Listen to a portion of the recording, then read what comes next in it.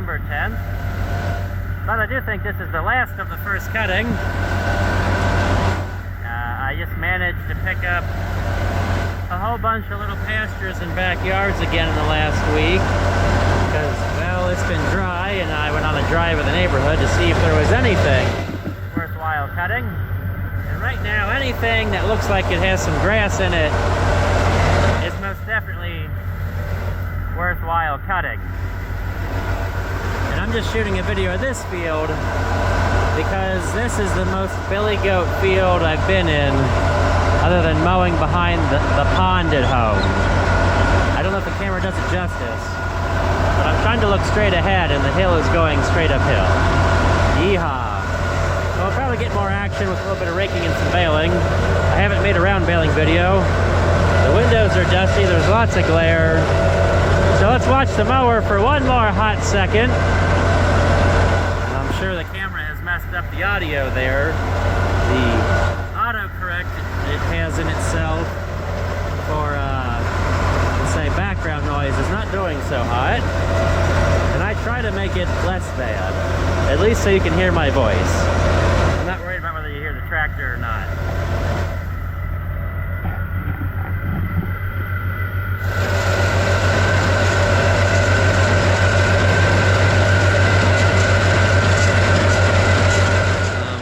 Well, I didn't get the ice cream truck on video, but I just ended up being a couple miles from a friend's house in a new subdivision. Yes, suburbia is creeping in on the farmland out here.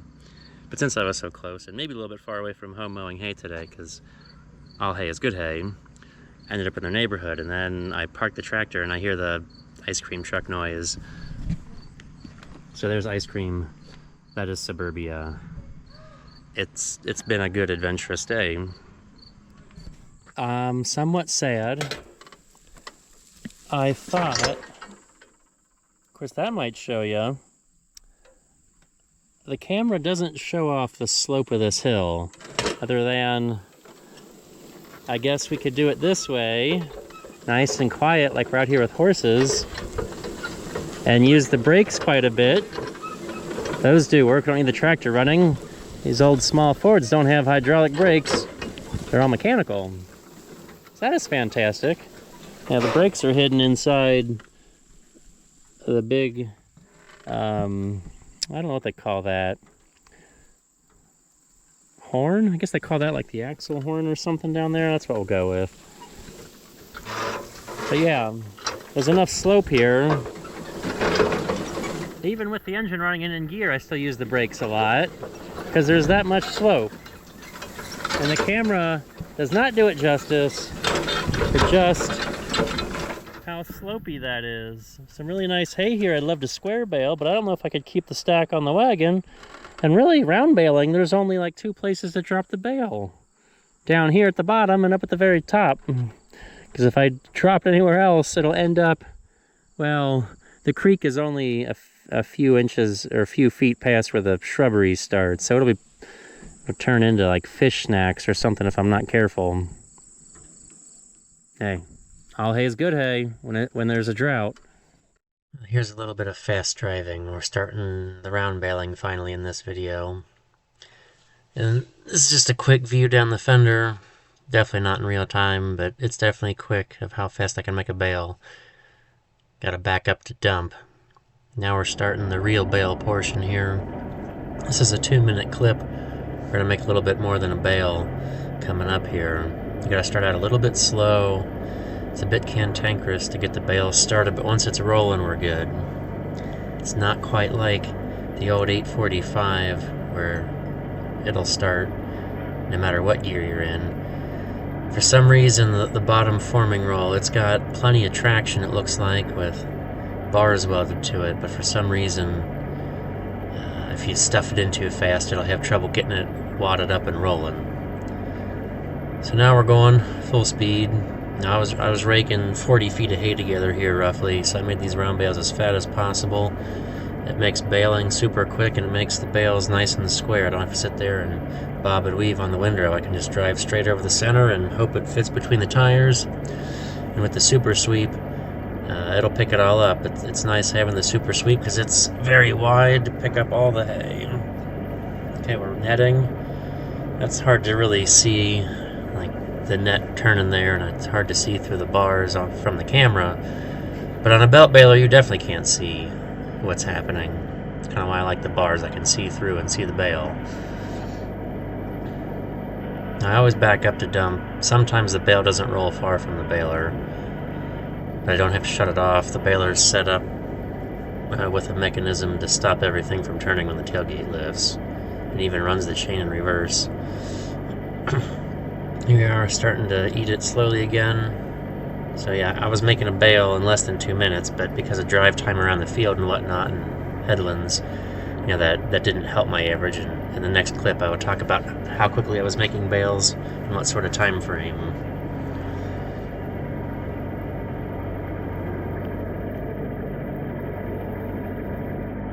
Oh hey, this is the first field done. Do a quick time check. We made 50.5 bales in about 40 minutes. It's not bad. Kind of 3 minutes a bale or so. You know, it's not perfect. We got some driving. If I had nice straight windrows, I could probably make them in 2 minutes or less. But it's on to the next field. 7 more to go for the day. I don't know if they're all this big. I don't know if they're all this small. There's varying sizes. All we know is there's hay. More hay than we had. Just good for the amount of rain we did not get.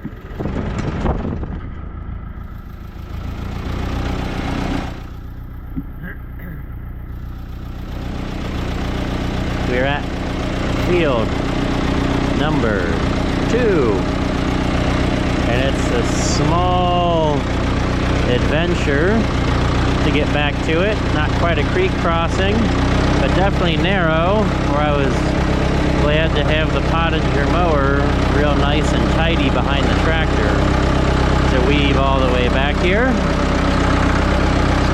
This isn't a big pasture, but it'll be more hay. We just got to get up there. Cool little barn setup. Definitely a lot of creativity involved when building it. The roof, it worked. Yeah, we finally got our first bottle calf yesterday. And that means I think the cattle market is getting back under control around here, if only because of how dry it is. Now we'll see how many we make here. I still got over half a bale from the last field. I'm not going to leave partial bales anywhere unless I have to. I'll take it with me and make a fresh one.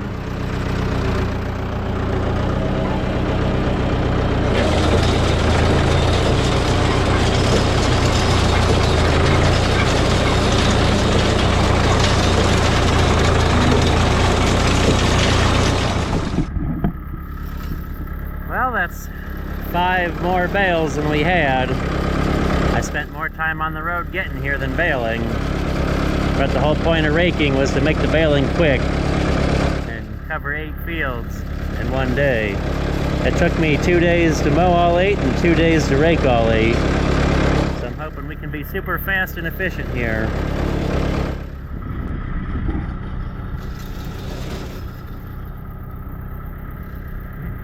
That is a wrap on this field.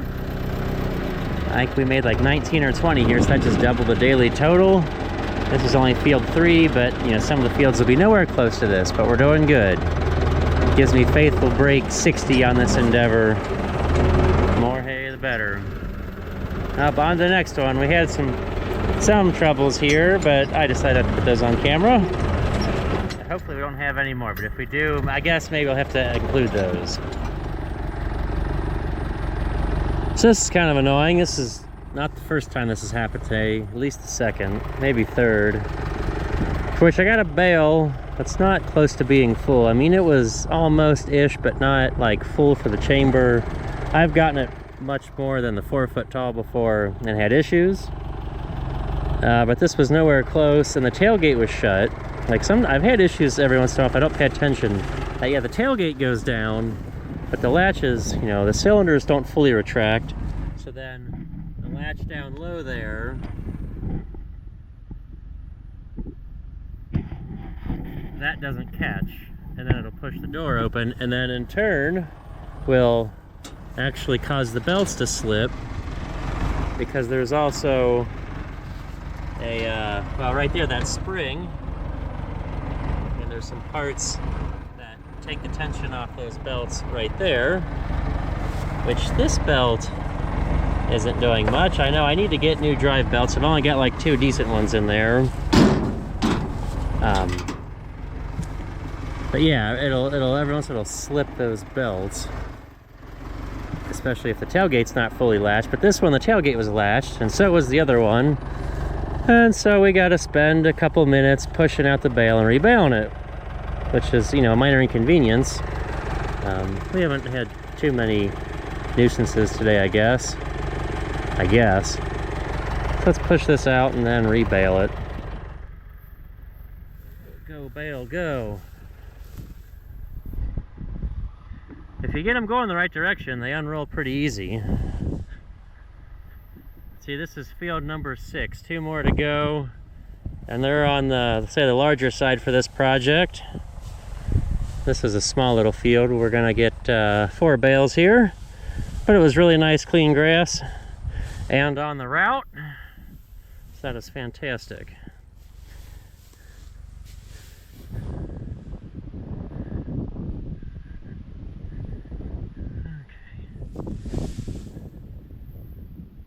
Okay, almost there.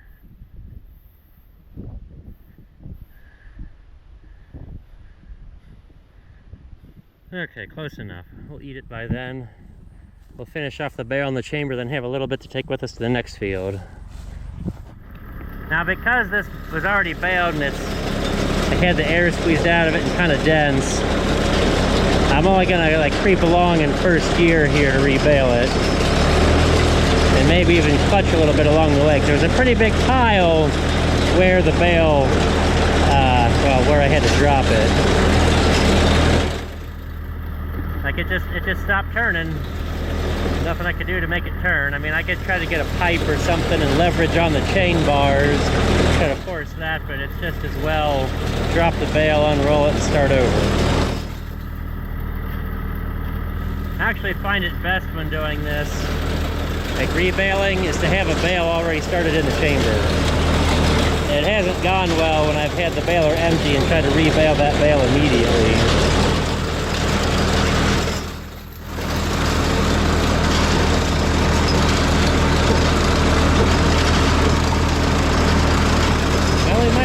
Get all this in one bale and not have much to take with us. Just a few more feet left here. Okay, we're down to where it was getting thin at the end.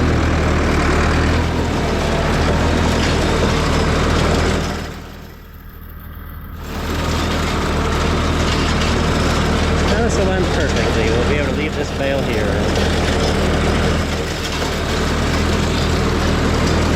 Time for net.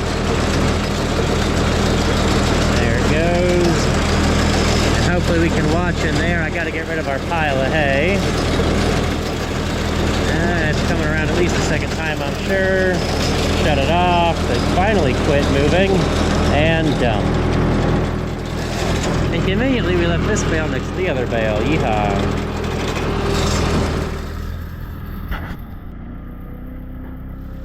Well, we've made it to field 8.